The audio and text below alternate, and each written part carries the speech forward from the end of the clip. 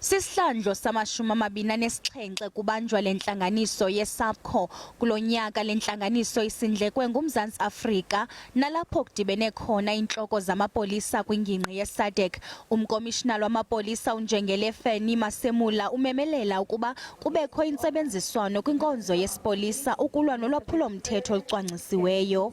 It is through these gatherings such as this one that we will hopefully establish tangible responses in the form of joint operations, training, capacity building interventions. This in a bid to ensure that we clamp down on any form of transnational crime ravaging the SADC region. Ukuthengiswa kweziyobisi, ukuthutyeleziswa kwabantu kushishinwe ngabo lulwaphulo mthetho oluza kushukuxwa kakhulu kulo nyaka. I-INTERPOL ivakalise inkxalabo ngokwanda kwezenzo zolwaphulo mthetho oluthe gqolo kwi-internet kwanezigrogriso eziphuma kumaqela abanqolobi. Intelligence gathered thus far in the region indicates that there is a serious emerging threat on cyberspace, where cyber-enabled frauds targeting the procurement of essential equipment and medical supplies.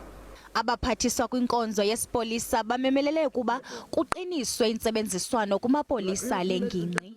Fighting transnational organized crime requires us to cultivate and foster collaboration, coordination and cooperation, given the transnational nature of emerging crimes. The involvement of ministers as policymakers at this is not only historic, as I've said.